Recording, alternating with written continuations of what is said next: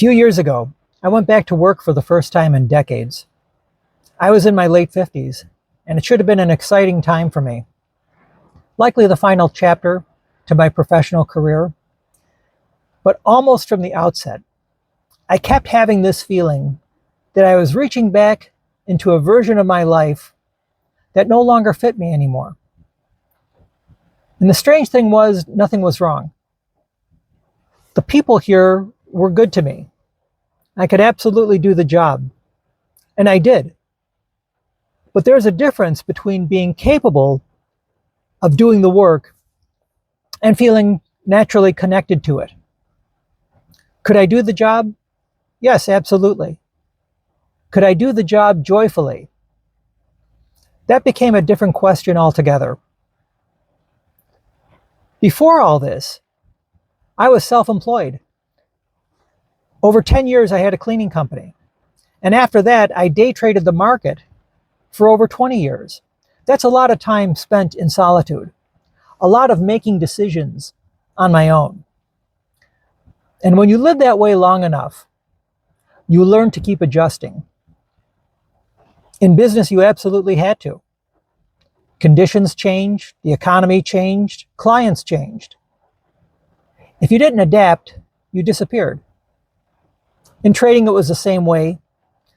Make good decisions, stay alert, mitigate risk, adapt or be eliminated.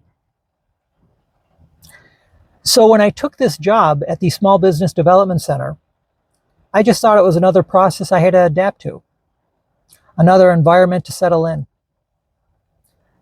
I remember my first few weeks here on campus at the Buffalo State University. I was told I dressed too formally for the position, too rigid. I'll admit, I hadn't been in an office environment since 1990. But when did dress for success stop being a thing? I must not have been paying attention when it ended. Anyhow, where was I? The environment. I just had to get used to the environment. Something new to settle into. No worries. The turning point, though, came for me around Thanksgiving break. I had been away from the office for that week, but I had a company laptop. And on the night before Thanksgiving, my inbox exploded. Over 20 emails, clients reaching out, questions, business plans that had to be done ASAP. People who had ignored my emails for months and ideas that lay dormant for months suddenly decided on Thanksgiving now was the time to act. And I remember staring at my inbox, not in a panic, and not even upset really, but just recognizing that I was in a rhythm of life that no longer seemed appealing to me.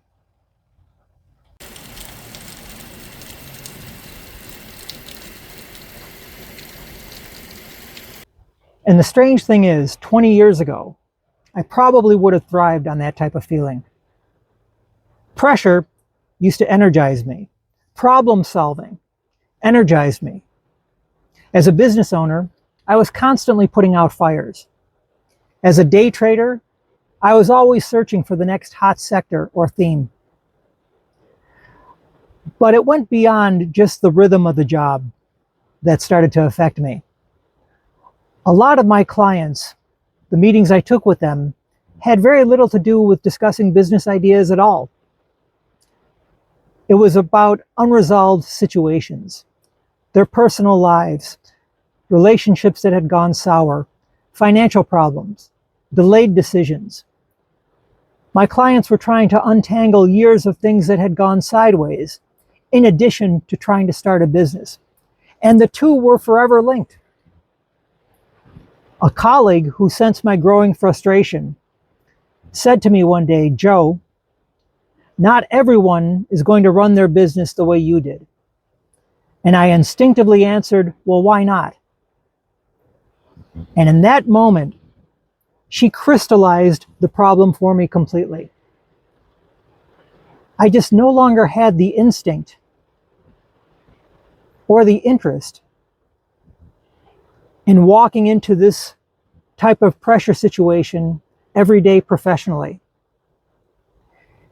And for the final month of my time here, pulling into this parking lot every day, I kept fighting the feeling that I was trying to force something to work when the situation was clearly telling me something different.